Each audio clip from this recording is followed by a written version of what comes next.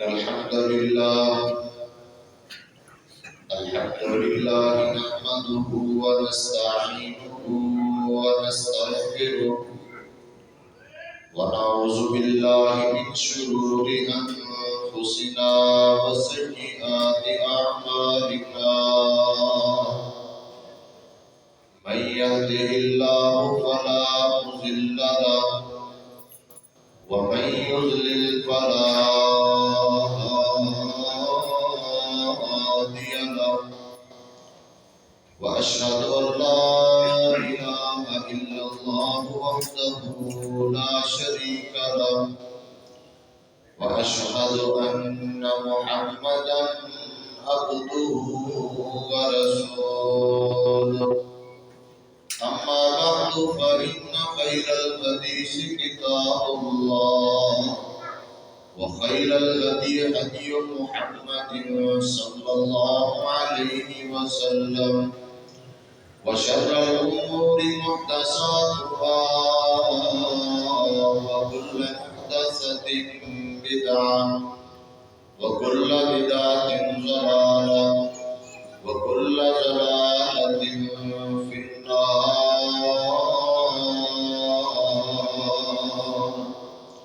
يا أيها الذين آمنوا اتقوا الله حق تقاته ولا تموتن إلا وأنتم مسلمون.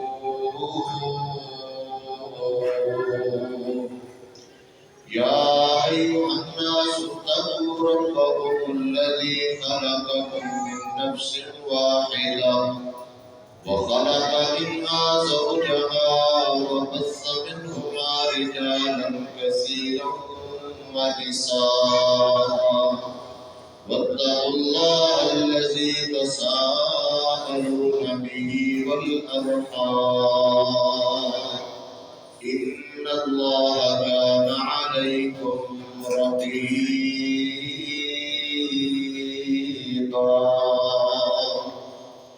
يا أيها الذين آمنوا اتقوا الله وقولوا قولا سديدا يصلح لكم أعمالكم ويغفر لكم ذنوبكم ومن يطع الله ورسوله فقد فاز فوزا عظيما.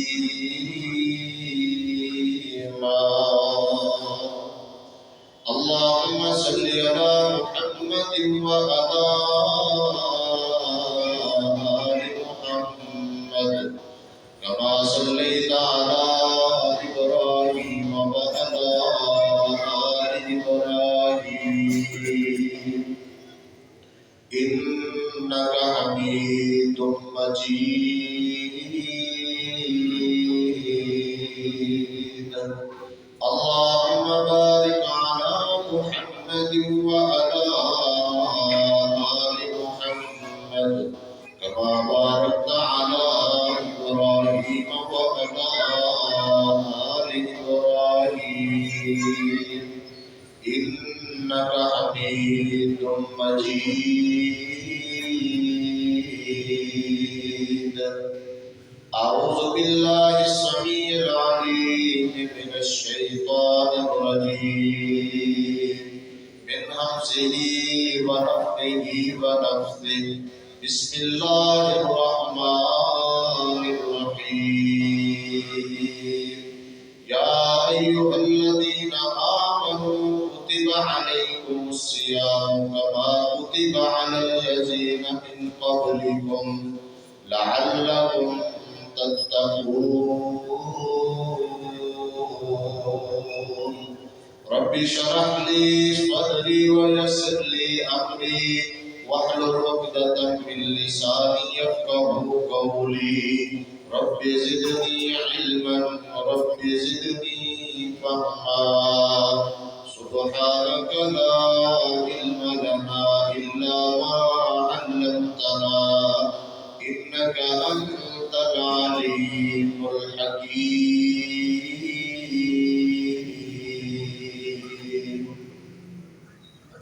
ہماری سب کی حمد و ثنا اللہ رب العالمین کی ذات پاک کے لیے خاص جو اس کائنات کا خالق مالک داتا و رازق ہے، اور وہ خالق و مالک ہے جس نے ہمیں اپنی زندگی کے اندر ایک مرتبہ پھر رمضان المبارک کا مہینہ نصیب فرمایا ہے۔ جائز اور مسنون درود و سلام امام الاولین والآخرین، امام کائنات، پوری کائنات کے سردار پیغمبر جناب محمد رسول اللہ صلی اللہ علیہ وآلہ وسلم کی ذات گرامی پر ذی وقار معزز سامعین و سامعات، اللہ تعالیٰ کا بہت زیادہ شکر ہے اور اس کا بہت زیادہ فضل و کرم ہے کہ اللہ نے ہمیں اپنی رحمت کی طرف توجہ کرنے کی ایک مرتبہ پھر توفیق بھی دے دی ہے اور موقع بھی عنایت فرما دیا۔ رمضان المبارک کا مہینہ ایک مسلمان کے لیے، ایک مومن کے لیے بہت زیادہ اہم وقت ہے۔ یہ اللہ کا فضل و کرم بھی ہے، اللہ کا احسان بھی ہے۔ اس کی قدر و منزلت کو سمجھنا، اپنے دل و دماغ میں بٹھانا اور اس کے تقاضوں کو پورا کرنا ہر مسلمان پر فرض ہے۔ اس کی جو امتیازی حیثیت ہے وہ روزوں کے ساتھ ہے۔ سب سے زیادہ اہم جو اس مہینے کو چیز بناتی ہے وہ روزہ ہے۔ بندے کو صبح سے لے کر شام تک اللہ کے حکم کے ساتھ بھوکا اور پیاسا رہنا پڑتا ہے۔ اس کے اندر بڑے اسباب ہیں اور بڑی حکمتیں ہیں کہ انسان اللہ کا حکم مانتے ہوئے، اللہ کے نبی کے اسوہ پر عمل کرتے ہوئے وہ اپنی جائز حاجات اور جائز خواہشات سے بھی رک جاتا ہے۔ بلکہ صرف وہ جائز نہیں ہے، وہ ایک ایسی چیز ہے جس کے بغیر انسان کی زندگی ممکن بھی نہیں۔ کھانا پینا انسان کی طبی اور طبعی فطرت ہے۔ اللہ نے انسان کی فطرت میں یہ چیز رکھی ہے اور اس کے بغیر انسان کی زندگی ممکن نہیں ہے۔ لیکن کچھ وقت کے لیے انسان کھانے پینے کو چھوڑ دے اور اس سے رک جائے، یہ اللہ کا حکم مانتے ہوئے، تو یہ اس کے اندر بہت زیادہ حکمتیں ہیں اور بہت زیادہ ہمارے لیے اسباب ہیں۔ اللہ تعالیٰ ہمیں وہ اسباب سمجھنے کی توفیق عطا فرمائے۔ رمضان کا مہینہ بہت اہم ہے۔ اس حوالے سے ہر سال تقریباً آپ یہ حدیث بار بار سنتے ہیں۔ میں نے بھی کئی دفعہ یہ بیان کی ہے کہ رمضان المبارک کا مہینہ پا لینا اللہ کے ہاں درجات کی بلندی کا باعث ہے، بلکہ جنت میں جلدی پہنچنے کا ذریعہ ہے۔ طلحہ بن عبید اللہ رضی اللہ تعالیٰ عنہ فرماتے ہیں، میں نے خواب میں دیکھا، اس سے پہلے دو بندے نبی علیہ السلام کی خدمت میں حاضر ہو کر اکٹھے اسلام قبول کرتے ہیں۔ ان میں سے ایک بندہ عبادت کا بڑا حریص ہے، اللہ کو راضی کرنے کا بڑا شوق رکھتا ہے، میدان جہاد میں جاتا ہے، قتال کرتا ہے، جنگ کرتا ہے، دشمنوں سے لڑتا ہوا شہید ہو جاتا ہے۔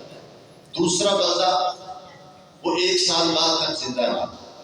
اس نے 1 سال بعد پھر رمضان المبارک کا مہینہ پایا، اس کے روزے رکھے، قرآن مجید کی تلاوت کی، نوافل پڑھے، پورے سال کی عبادات کی۔ تو فرماتے ہیں یہ دونوں جب فوت ہو جاتے ہیں، مجھے خواب میں یہ دکھایا گیا کہ جنت کے دروازے پہ کھڑا ہوں، جنت میں سے ایک بندہ آتا ہے، ایک فرشتہ آتا ہے، وہ بعد میں فوت ہونے والے بندے کو پہلے جنت میں لے کے چلا جاتا ہے۔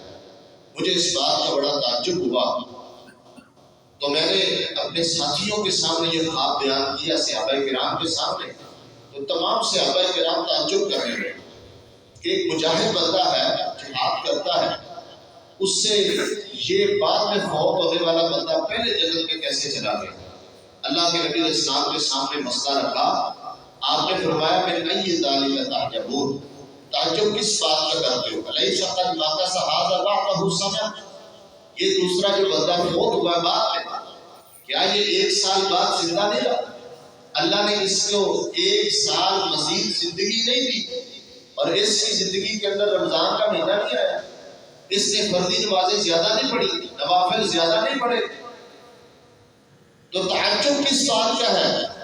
بلکہ آپ علیہ السلام نے فرمایا جنت کے اندر ان دونوں کے درجات میں اتنا تفاوت اور اتنا فرق ہے جتنا زمین و آسمان کے درمیان فرق ہے، اللہ نے ان دونوں کے درمیان جنت میں بھی اتنا لمبا چوڑا فرق اور درجہ رکھا۔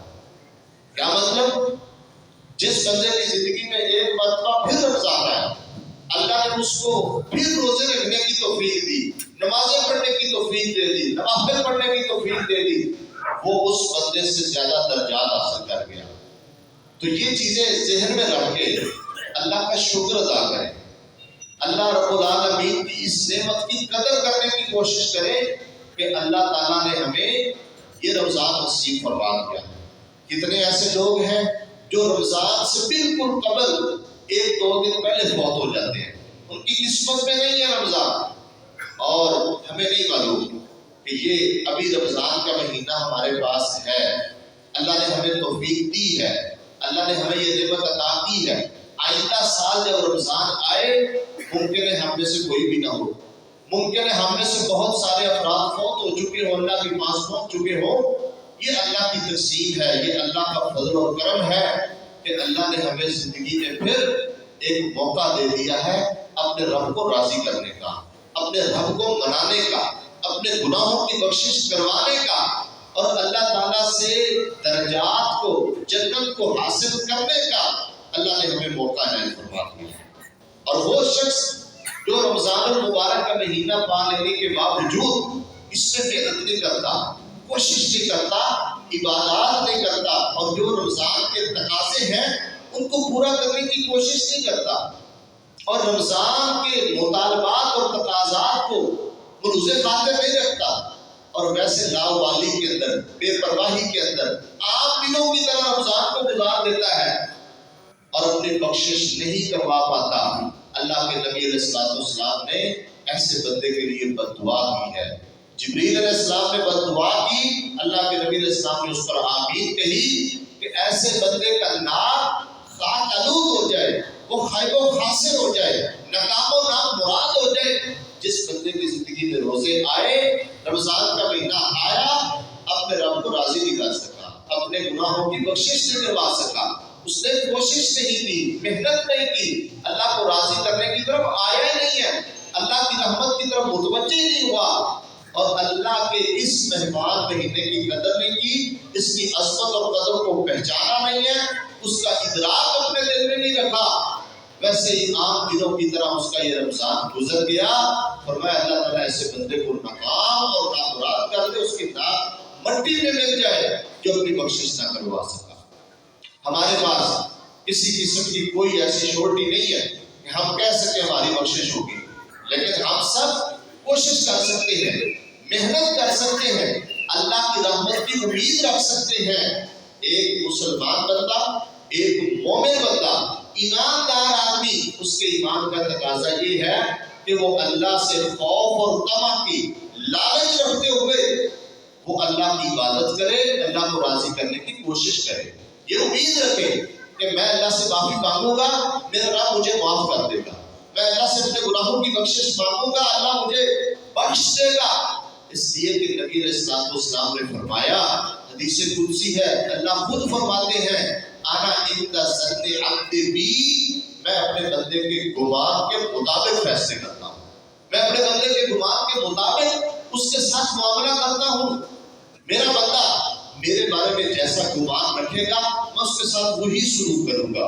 ایک بندہ اپنے رب کو غفور الرحیم مانتا ہے، رحمان الرحیم مانتا ہے، وہ اپنے رب کو مہربان سمجھتا ہے، اور وہ یہ سمجھتا ہے کہ میرا رب ہے، میرے گناہ بہت ہیں لیکن میرے رب کی رحمت میرے گناہوں سے بھی بڑی ہے، اور وہ اس امید میں آ کر کہ میں اپنے اللہ سے معافی مانگوں گا، اپنے گناہوں کی بخشش مانگوں گا، میرا رب مجھے معاف کر دے گا، مجھے بخش دے گا، ہم اللہ سے یہ امید رکھتے ہیں کہ ایسے بندے کو اللہ تعالیٰ معاف فرما دیتے ہیں۔ بلکہ اسی حدیث کے اندر ہے، نبی علیہ السلام نے فرمایا، اللہ تعالیٰ خود فرماتے ہیں، اگر میرا بندہ میری رحمت کی طرف میری طرف چل کر آتا ہے تو میں اس کی طرف دوڑ کے آتا ہوں. وہ ایک ہاتھ چلتا ہے میں دو ہاتھ اس کی طرف جاتا ہوں, میں اس کو بخش دیتا ہوں, میں اس کے گناہوں کی معافی کا اعلان کر دیتا ہوں. بس شرط یہ ہے کہ انسان اپنے دل میں اپنے رب کی ہیبت کو ڈالے, اپنے رب کی رحمت کی طرف متوجہ ہو جائے اور اپنے گناہوں پر نظر ڈالے, ان کو یاد کرے, ان کے اوپر روئے, اللہ سے معافی مانگے اور ساتھ ساتھ معافی کی امید بھی رکھے, اللہ کی رحمت کی امید بھی رکھے. تو یہ ہو نہیں سکتا کہ اللہ اس بندے کو معاف نہ کرے. اللہ تو معافی کو پسند کرتا ہے, اللہ تو معاف کرنے والا ہے, یہ اس کی صفت ہے. اللہ بہت سارے لوگوں کو معاف کرتا ہے. نبی علیہ السلام نے فرمایا جب رمضان کا مہینہ آتا ہے جنت کے دروازے کھول دیے جاتے ہیں. ایک جنت کا ایک دروازہ بھی بند نہیں رہتا, سارے دروازے کھول دیے جاتے ہیں. جہنم کے سارے دروازے بند کر دیے جاتے ہیں. وَصُفِّدَتِ الشَّيَاطِینُ وَمَرَدَتُ الْجِنِّ. اللہ کے نبی علیہ السلام نے فرمایا سرکش شیطانوں کو جکڑ دیا جاتا ہے, بند کر دیا جاتا ہے, اور پھر اللہ کی طرف سے اعلان ہو جاتا ہے جو جنت لینے والے ہیں آگے آ جائیں, جو جنت حاصل کرنے والے ہیں خیر کے متلاشی ہیں وہ آگے بڑھے, اللہ کی طرف متوجہ ہو جائیں, اللہ کی طرف دھیان دیں. اللہ جنت تقسیم کر رہے ہیں, اللہ لوگوں کو جہنم سے آزاد کر رہے ہیں. آؤ اللہ سے جنت کماؤ, آؤ اللہ سے جنت حاصل کرو. اور پھر فرمایا وَلِلَّهِ مُتَقَاءُ مِنَ النَّارِ. اللہ تعالیٰ ہر روز ہر رات رمضان کے دنوں میں رمضان کی راتوں میں اللہ تعالیٰ بہت سارے لوگوں کو جہنم سے آزاد کرتا ہے. بس شرط کیا ہے, ہم اللہ کی طرف متوجہ ہو جائیں, اپنے وقت کو قیمتی سمجھے, اس رمضان کو یوں سمجھے کہ یہ آپ کا الوداعی رمضان ہے, ایسے سمجھے شاید یہ آپ کی زندگی کا آخری رمضان. مجھے اور آپ کو اگر یہ بات بتا دی جائے کہ یہ آپ کی زندگی کا آخری رمضان ہے, اس کے بعد آپ کو رمضان نصیب نہیں ہوگا, میری اور آپ کی کیا کیفیت ہوگی؟ تو کیا گارنٹی ہے ہمارے پاس کہ ہم زندہ رہیں نہ رہیں؟ یہ اللہ نے موقع دے دیا, اس کو غنیمت سمجھے, اس کو ضائع نہ کرے. اپنے چھوٹے چھوٹے معاملات کے اندر اس کو ضائع نہ کرے, اللہ کی طرف توجہ کرے. اللہ نے موقع دے دیا, اللہ سے جنت کما لے, جہنم سے آزادی حاصل کر لے, اللہ کو راضی کر لے. یہ اللہ نے موقع دیا. اپنے اوقات کو مرتب کر کے, جس طرح میں نے گزشتہ خطبہ جمعہ میں یہ بات آپ کے سامنے رکھی تھی کہ اپنے اوقات کو مرتب کر لیں, منظم کر لیں, اپنے کاموں کو کلوز کر لیں, اپنی مصروفیات کو کم کر لیں. جن کاموں کے بغیر چارہ کار نہیں ہے ان کے علاوہ اپنے نفلی کام زائد کام روک لیں. رمضان کی خاطر, اللہ کی خاطر, اللہ کی جنت کی خاطر روک لیں اور اللہ سے جنت کمائیں. آج کل ہم اپنا وقت بہت سارا ضائع کر دیتے ہیں, بہت سارے کاموں میں ضائع کر دیتے ہیں.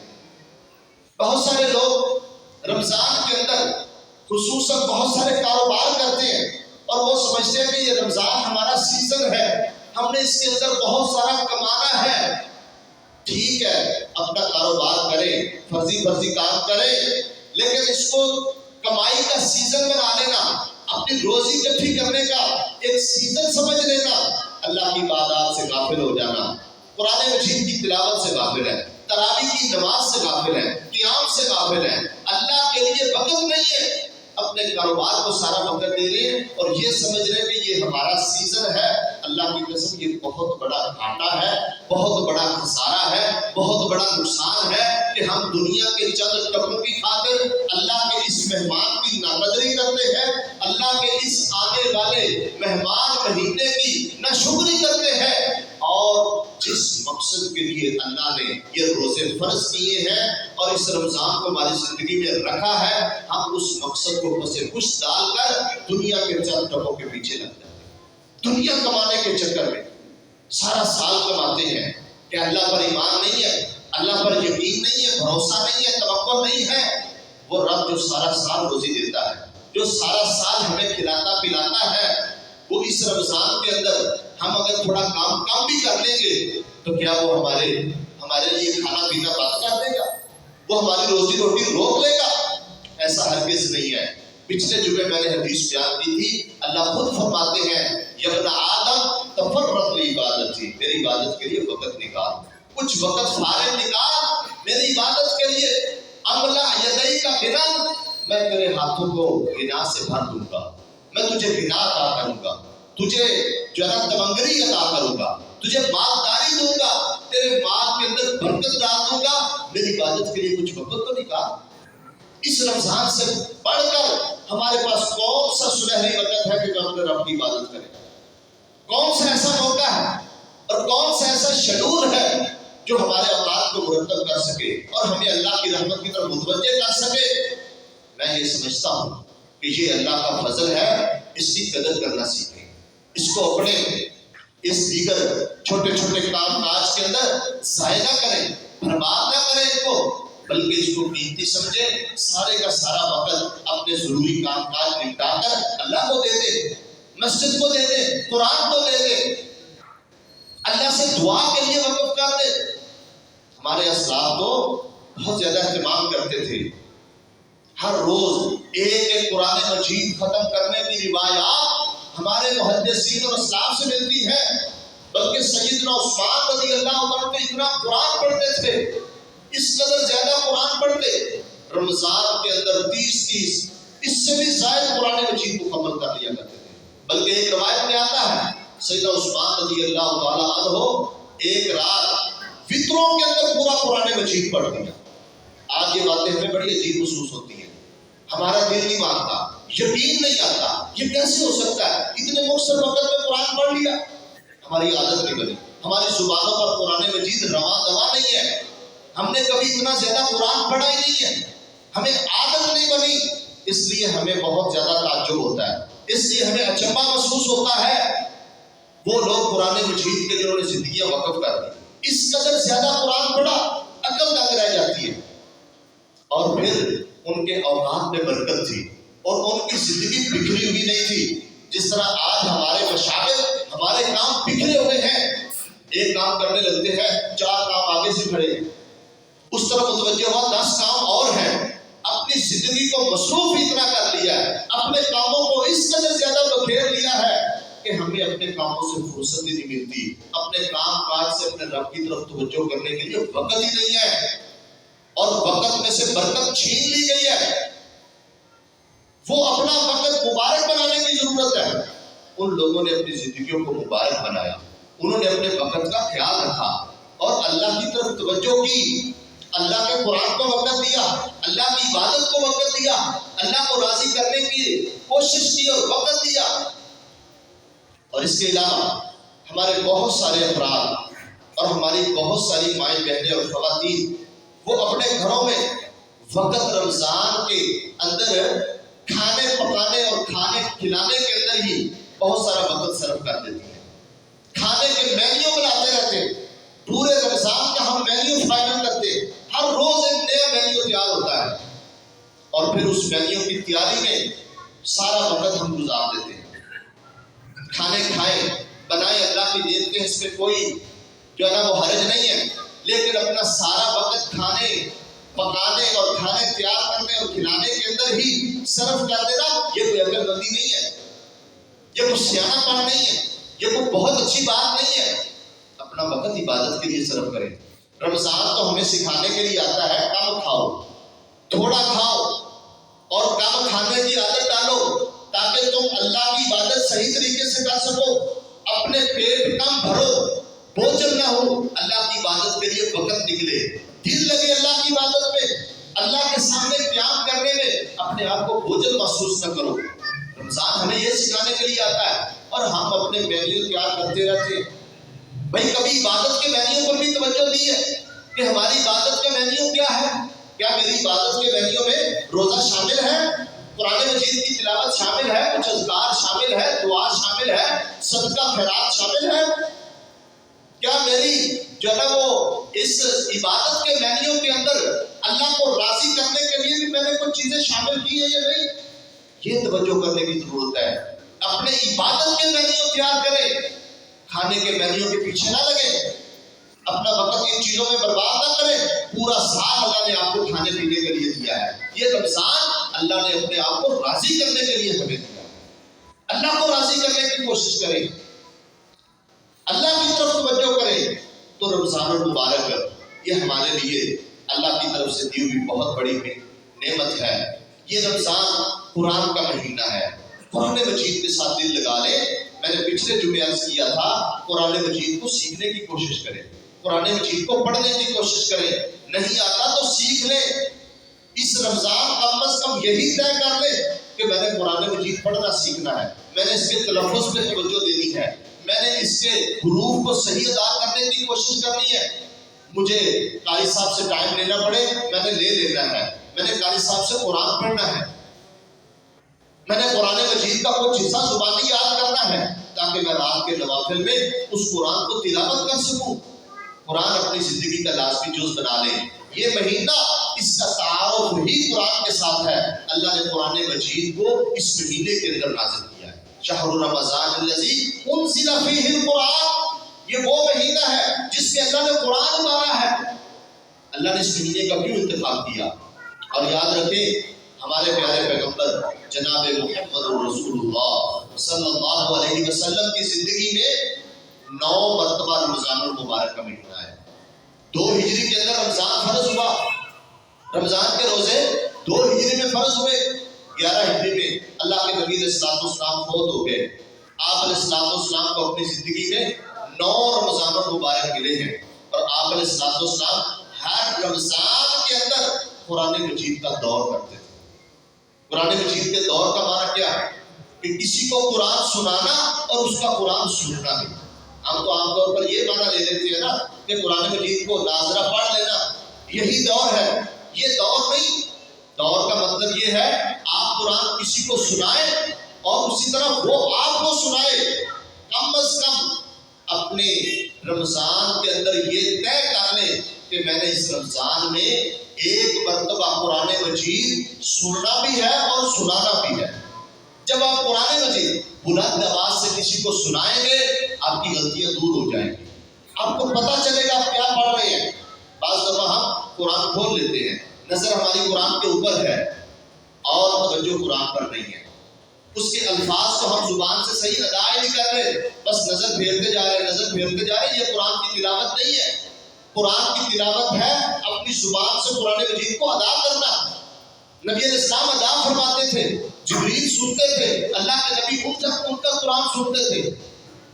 تو ایک مرتبہ قرآن مجید سنائیں اور ایک مرتبہ سنیں، اور قرآن سننے کا ایک بہترین موقع ہمارے پاس نماز تراویح ہے۔ قاری صاحب پورا قرآن مجید پڑھتے ہیں، تراویح کی نماز میں قرآن مجید کو سنیں، توجہ سے پورا پارا سنیں، اس کو دہرائیں، اپنی غلطیوں کو دور کریں اور اللہ کے احکامات پر توجہ دیں۔ اللہ نے ہم سے باتیں کیا کی، اللہ ہمیں قرآن میں کیا کہہ رہا ہے، اتنا تعلق قرآن مجید کے ساتھ جوڑیں۔ اور پھر یہ مہینہ جہنم سے آزادی کا مہینہ ہے۔ کوشش کریں ہر روز اللہ سے دعا کریں، اپنے خصوصی اوقات کو، افطاری اور سحری کا وقت ہے، ہر نماز کے اذان سے لے کر نماز کی اقامت تک کا درمیانہ وقت ہے، فرضی نمازوں کے بعد والا وقت ہے، رات کے اندر تہجد کا وقت ہے۔ ان اوقات کے اندر دعا جلدی قبول ہوتی ہے، زیادہ قبول ہوتی ہے۔ اپنی دعاؤں کے اندر جہنم سے آزادی کا سوال کریں، جنت کے استحقاق کا سوال کریں کہ اللہ تعالیٰ ہمیں اس رمضان کے اندر جہنم سے آزاد کر کے جنت کا مستحق بنا دے، جنت کا حقدار بنا دے۔ اللہ ہمارا نام جنتی لوگوں کی لسٹ میں لکھ دے، اللہ ہمیں جہنم سے آزاد کر دے۔ یہ مہینہ اس لیے ہے، اپنے آپ کو جہنم سے آزاد کروانے کے لیے ہمارے پاس ہے، اس لیے کہ اللہ نے اس مہینے کے اندر بڑی خیال رکھی ہے۔ شیاطین کو اللہ تعالیٰ جکڑ دیتے ہیں اور بہت سارے لوگ نیکی کی طرف متوجہ ہو جاتے ہیں۔ کچھ لوگ کہتے ہیں کہ اگر شیطانوں کو باندھ دیا جائے تو پھر بھی گناہ ہوتے رہتے ہیں، اس میں کوئی حرج نہیں ہے۔ مارادۃ الجن اور مارادۃ الشیاطین جکڑے جاتے ہیں، جو بڑے سرکش ہیں ان کے شتونگڑے نہیں پکڑے جاتے۔ اور پھر بہت سارے شیاطین جن کا تعلق جنوں کے علاوہ انسانوں کے ساتھ بھی ہے، وہ آزاد ہے، اس لیے گناہ ہوتے ہیں۔ اور دوسری بات یہ ہے کہ رمضان کے اندر جنوں کے اثرات کم ہو جاتے ہیں۔ جو بندہ رمضان کی قدر کرتا ہے، جو رمضان کے روزے رکھتا ہے، قرآن کی تلاوت کرتا ہے، اذکار کرتا ہے، صدقہ خیرات کرتا ہے، رات کا قیام کرتا ہے، اللہ کی طرف دھیان دیتا ہے، توجہ دیتا ہے، شیطان شیطانوں کو جکڑ دیا جو اللہ کی طرف توجہ کرتے ہیں، جو اللہ کی طرف آتے نہیں ہیں ان کے لیے شیطان تو آزاد، بلکہ وہ خود شیطان بنے ہوئے ہیں، جن کی اللہ کی طرف توجہ نہیں ہے، دھیان نہیں ہے، وہ خود بھی خراب ہو رہے ہیں، دوسرے لوگوں کو بھی خراب کر رہے ہیں۔ اور اس کی ایک دلیل یہ بھی ہے کہ رمضان کے اندر بہت سارے لوگوں کا نیکی کی طرف رجحان بڑھ جاتا ہے، وہ شیطانی حملوں سے محفوظ ہو جاتے ہیں۔ آپ دیکھتے ہیں کہ رمضان کے مہینے میں مسجدوں میں رش زیادہ ہو جاتا ہے، مسجدوں کے اندر رش زیادہ ہو جاتا ہے، لوگ زیادہ مسجد میں آتے ہیں، قرآن کی تلاوت کر لیتے ہیں، کچھ نہ کچھ خرچ کر لیتے ہیں، کچھ اذکار کر لیتے ہیں، اللہ سے دعائیں مانگ لیتے ہیں۔ یہ اس بات کی دلیل ہے کہ شیطان جھگڑا گیا ہے، پکڑا گیا ہے، اب ان کے اوپر اثر انداز نہیں ہوگا۔ وگرنہ عام دنوں کے اندر وہ لوگ مسجد میں نہیں آتے، کیوں نہیں آتے؟ شیطان کا کہنا مانتے ہیں نا، شیطان کی وجہ سے نہیں آتے، شیطان ان کے اوپر سوار ہے، شیطان ان کے اوپر اثر انداز ہے۔ اور رمضان کے مہینے میں شیاطین جھگڑے جاتے ہیں، بہترین موقع ہے اپنے آپ کو رب کا بندہ بنانے کا اور رب کے تقرب کا، اللہ سے قرب کو حاصل کرنے کا بہترین اللہ نے جو موقع دے دیا۔ روزہ رکھیں، قرآن مجید کی تلاوت کریں اور اس کے ساتھ ساتھ ذکر اذکار زیادہ کریں، اپنے ضروری کام کاج کر کے کوشش کریں مسجد میں وقت دیں، مسجد میں بیٹھیں، اللہ کا قرب نصیب ہوگا، اللہ راضی ہوتا ہے، اللہ خوش ہوتا ہے، پھر تقویٰ نصیب ہوتا ہے۔ جو رمضان کا مقصد ہے، جو روزوں کا مقصد ہے، جو اللہ نے روزوں کی فرضیت کا مقصد بیان فرمایا، اور جب تقویٰ حاصل ہو گیا پھر اللہ کی محبت مل جائے گی۔ ان اللہ یحب المتقین، اللہ تقوی والوں سے محبت کرتا ہے۔ واللہ ولی المتقین، اللہ تقوی والوں کا دوست ہے۔ ومن یتق اللہ یجعل له مخرجا، جو بندہ اللہ سے ڈر گیا، جس کو اللہ نے تقویٰ دے دیا، اللہ اس کے لیے سارے راستے کھول دے گا، سارے راستے صاف کر دے گا۔ معاشی پریشانی اللہ وہ ختم کر دے گا، گھریلو پریشانی وہ ختم کر دے گا، کام سمیٹ دے گا اللہ تعالیٰ، روزی روٹی کا انتظام کر دے گا۔ وَيَرْزُقُهُ مِنْ حَيْثُ لَا يَحْتَسِبُ، جہاں سے گمان بھی نہیں ہوگا اللہ وہاں سے روزی دے گا، وہاں سے رزق دے گا۔ تقویٰ اختیار کریں، رمضان کے روزوں کا مقصد سمجھے۔ وَمَن يَتَّقِ اللَّهَ يَجْعَل لَّهُ مِنْ أَمْرِهِ يُسْرًا، اللہ اس کے معاملے سارے آسان کر دیتا ہے، اللہ گناہ معاف کر دیتا ہے۔ وَمَن يَتَّقِ اللَّهَ يُكَفِّرْ عَنْهُ السَّيِّئَاتِ، اللہ اس کے گناہ معاف کرتا ہے۔ وَيُعْظِمْ لَهُ أَجْرًا، اللہ اجر بھی بڑھا دیتا ہے۔ شرط کیا ہے؟ رمضان کے روزوں کا مقصد سمجھے۔ اللہ نے روزے فرض کیے ہیں متقی بنانے کے لیے، تقویٰ دینے کے لیے، تقویٰ اختیار کریں، اللہ کے حکموں کو مانیں، اللہ کے منع کردہ کاموں سے رک جائیں۔ جس طرح ہم کھانے پینے کی خواہشات کو ترک کر دیتے ہیں، حالانکہ یہ جائز خواہشات ہیں، صرف اللہ کا حکم مان کے رک جاتے ہیں، اسی طرح اللہ کے منع کردہ کاموں سے بھی رک جائیں، جھوٹ سے بچے، غیبت سے بچے، اپنی زبان کی حفاظت کریں، وگرنہ روزے کی روح ختم ہو جاتی ہے، روزے کا ثواب ختم ہو جاتا ہے، بس ایک فرض ادا ہوتا ہے، اس کے علاوہ جو روزے کی روح ہے، جو جزا ہے، وہ ساری ضائع ہو جاتی ہے۔ جھوٹ بولنے سے، غیبت کرنے سے، چغلیاں کرنے سے، دھوکے دینے سے روزوں کا فائدہ نہیں ہوتا، روزے ضائع ہو جاتے ہیں۔ روزہ رکھیں، روزے کی حفاظت بھی کریں، اپنی نظروں کی حفاظت کریں، اپنی زبان کی حفاظت کریں، اپنے پورے جسم کے اعضاء کی حفاظت کریں، یہ روزہ ہے۔ کھانے پینے سے رک جانا، صرف بھوک پیاس برداشت کر لینا، صرف اتنا روزہ نہیں ہے، بلکہ اس کے ساتھ ساتھ اپنے آپ کو اللہ کے ساتھ مخلص کر لینا، اپنے اندر الہیت پیدا کر لینا، اپنی زندگی کو چینج کر لینا، یہ رمضان کا مقصد ہے۔ اس کی طرف توجہ دینے کی ضرورت ہے۔ اللہ تعالیٰ ہمیں توفیق عطا فرما دے۔ اللہ اہدنا وسددنا، اللہ میں ہدایت بھی دے، ہمیں درست بھی رکھ دے۔ اللہم وفقنا لما تحب وترضى، اللہ ہمیں ہر اس کام کی توفیق دے جو اللہ کو پسند ہے، جس سے اللہ خوش ہوتا ہے، اور اللہ تعالیٰ اس ماہ مبارک کو ہمارے حق میں حجت بنا دے، ہمارے خلاف دلیل نہ بنائے۔ رمضان روزہ بندے کے خلاف دلیل بھی بن سکتا ہے، بندے کے حق میں حجت بھی بن سکتا ہے۔ اللہ ہمارے حق میں حجت بنا دے، اللہ ہمارے خلاف اس کو حجت نہ بنائے۔ اللہ قرآن مجید کی کثرت سے تلاوت کی توفیق دے دے، اللہ رمضان کا پورا احترام کرنے کی توفیق عطا فرما دے۔ وآخر دعوانا الحمدللہ۔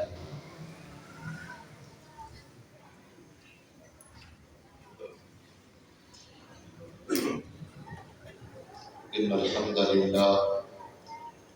للہ نحمده ونستعینه ونستغفره ونعوذ باللہ من شرور انفسنا وسیئات اعمالنا، من يهده الله فلا مضل له ومن يضلل فلا هادي له، وأشهد أن لا إله إلا الله وحده لا شريك له وأشهد أن محمدا عبده ورسوله اللهم صل على محمد وعلى آل محمد كما صليت على إبراهيم وعلى آل إبراهيم إنك حميد مجيد اللهم بارك على محمد وعلى آل محمد كما باركت على إبراهيم وعلى آل إبراهيم إنك حميد مجيد.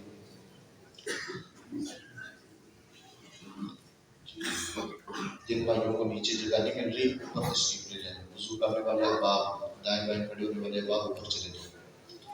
اوپر مکمل طور پر انتظام ہے. روزے کا خیال رکھنا اور رمضان کے مسائل کو سمجھنا یہ ہمارے لیے بہت زیادہ ضروری ہے. پچھلے جمعے میں نے اس طرف توجہ دلائی تھی. جو لوگ مستقل طور پر مریض ہیں، روزہ نہیں رکھ سکتے، مرد ہیں یا عورتیں ہیں، تو ان کے لیے یہ رخصت ہے کہ وہ فدیہ دیں. روزے رکھوانا یہ تصور روزوں کا نہیں ہے، یہ قضاء کا تصور نہیں ہے، بلکہ وہ فدیہ دے. جو مستقل مریض ہے، فدیہ کیا ہے؟ وہ ایک وقت کا ایک مسکین کو کھانا ہے. 30 روزے ہیں، 30 مسکینوں کا یا ایک ہی مسکین کو 30 روزوں کا ایک وقت کا کھانا درمیانے درجے کا کھلانا، یا اس کے مطابق پیسے دے دینا یا اتنا راشن لے کے دے دینا، یہ پورے اس رمضان کا فدیہ ہے. جو لوگ مستقل مریض ہیں، مرد ہیں یا عورتیں ہیں، وہ اس پر عمل کر سکتے ہیں. اسی طرح وہ عورتیں جو حاملہ ہیں یا جو بچوں کو دودھ پلاتی ہیں، ان کے لیے بھی یہ رخصت ہے کہ وہ بھی اپنے رمضان کے روزوں کا فدیہ دے سکتے ہیں. باقی اس کے علاوہ جو عارضی مریض ہوتے ہیں، جو مسافر ہیں، وہ ان کے لیے رخصت ہے، وہ روزہ چھوڑ دیں. رمضان گزرنے کے بعد پھر اپنی زندگی میں کبھی بھی اس کی قضائی لے کر روزہ رکھیں. اس کے علاوہ جان بوجھ کے روزہ چھوڑنا بالغ کے لیے جائز نہیں ہے، اس کی رخصت نہیں ہے. بہت بڑا گناہ ہے جان بوجھ کے روزہ چھوڑ دینا. اللہ کے نبی علیہ السلام نے فرمایا ان لوگوں کی چیخیں میں نے سنی اور ان کی باتیں چیری جا رہی تھی جو رمضان کے اندر سر عام دنوں کے اندر کھاتے پیتے رہتے ہیں، روزہ رکھنے کی طاقت رکھتے ہیں لیکن روزہ نہیں رکھتے. سب سے بڑا فریضہ روزہ ہے. تراویح کا کثرت سے اہتمام کریں، یہ ہمارے لیے بہت بڑا موقع ہوتا ہے قیام اللیل کی عادت ڈالنے کا. اس کے علاوہ اپنے روزے کی حد تک دوسرا کوشش کریں، حفاظت کریں، اللہ کے راستے میں خرچ کرنے کی ضرور عادت ڈالیں. اللہ کے نبی علیہ السلام رمضان کے مہینے میں بہت زیادہ خرچ کرتے تھے. ایک روایت میں آتا ہے نبی علیہ السلام تیز آندھی سے بھی زیادہ خرچ کرتے ہیں. بہت سارے لوگ رمضان کے مہینے میں زکوٰۃ ادا کرتے ہیں، بہت سارے لوگ رمضان کے مہینے میں نفلی صدقات کا اہتمام کرتے ہیں. تو ان کا اہتمام کریں. اس کے ساتھ ساتھ آپ دیکھ رہے ہیں مسجد کی تعمیر کا کام جاری ہے. ابھی مسجد کو مختلف قسم کے اخراجات میں تعاون کی ضرورت ہے. صفوں کے معاملے میں 1,00,000 روپے کی ضرورت ہے. اسی طرح یہ مین گیٹ لگنا ہے 50,000 روپے کا، اس کے لیے بھی تعاون کی ضرورت ہے. اسی طرح سریا اور سیمنٹ والے احباب کے پیسے بھی کچھ رہتے ہیں، وہ بھی ان کو ادا کرنے. کچھ لوگوں سے ادھار پیسے پکڑے ہیں، قرض حسنہ، وہ بھی ادا کرنے. یہ سارے مسجد کے اخراجات ہیں. تو بھائی ضرور بضرور اس مد کے اندر لازمی خرچ کریں. اللہ نے آپ کو نوازا ہے، اللہ تعالیٰ نے مال دیا ہے، رمضان کا مہینہ ہے، 1 روپیہ خرچ کریں گے آپ کے اخلاص کے اوپر ہے. 1 روپیہ خرچ کریں گے اللہ 700 گنا تک بڑھا دے، بلکہ 700 سے بھی آگے اللہ دینے کو لے جاتا ہے. الی اضعاف کثیرہ. یہ انسان کا اپنا اخلاص ہے. جتنے اخلاص کے ساتھ وہ اللہ کے راستے میں خرچ کرے گا، اللہ اتنا زیادہ اس کو ثواب دے گا. تو ہم سب اس بات کے محتاج ہیں کہ اللہ کی رضا کو حاصل کریں، اللہ کی جنت کو حاصل کریں. تو یہ ایک بہترین موقع ہے. آپ سب احباب سے، اوپر بیٹھنے والے احباب، آپ لوگ، اسی طرح ہماری خواتین، ہماری مائیں بہنیں تشریف لاتی ہیں، سب احباب سے خصوصی طور پر گزارش ہے کہ رمضان کے دنوں میں مسجد کا خصوصی خیال رکھیں، اس میں بھرپور انداز میں خرچ کریں. اللہ تعالیٰ آپ کو جزائے خیر عطا فرمائے. جتنا ہو سکتا ہے خرچ کریں، جتنا اللہ نے آپ کو استطاعت دی خرچ کریں. ہمارے بہت سارے بھائیوں نے وعدے کیے ہیں پیسے دینے کے، اللہ ان کو جزائے خیر دے. انہوں نے ایک اچھا جذبہ رکھا ہے اور اس جذبے کا اظہار کیا ہے اور وعدہ کیا ہے. ان بھائیوں سے بھی گزارش ہے کہ رمضان کا مہینہ ہے، آپ کے پاس ایک بہترین موقع آ گیا، اپنے اس وعدے کو بھی پورا کریں اور اللہ کے گھر کے ساتھ تعاون بھی کریں۔ اللہ نے یہ اللہ کا کام ہے، اللہ تعالیٰ آہستہ آہستہ ہم کمزور لوگوں سے لیتا جا رہا ہے۔ آپ احباب نے خصوصی طور پر کوشش کر کے اللہ تعالیٰ آپ کو ظاہر ہے تو کوشش کر کے جو ہے نا وہ اس کے ساتھ تعاون کرنا ہے، جو رہتا ہے ہمارا کام ہے انشاءاللہ تعالیٰ ہم نے کوشش کر کے وہ مکمل کرنا ہے۔ احباب ارادہ کر لیں کہ ہم نے انشاءاللہ اتنا پیسہ، اتنے جو ہے نا مال ہم نے مسجد کی مد میں خرچ کرنا ہے۔ بے شک وہ اپنے نام لکھوا دیں، ان کو بازار انتظامیہ والے بھائیوں کو جیسے جیسے آپ کے پاس وسعت ہوتی جائے گی اسی طرح آپ ادا کرتے جائیں۔ اللہ تعالیٰ آپ کو رضائے خیر دے، خواتین بھی خصوصی خیال رکھیں اور ہمارے اوپر آنے والے احباب بھی انشاءاللہ تعالیٰ مسجد انتظامیہ کی اور آپ سب کی یہی خواہش اور یہی کوشش ہے۔ اللہ آپ کو رضائے خیر دے۔ جی جزاک اللہ خیر، ماشاءاللہ ہمارے محترم عمران خانی بھائی اللہ ان کو رضائے خیر دے، انہوں نے سریے کی جو بقایا قیمت رہتی ہے وہ ساری دینے کا اعلان کیا ہے۔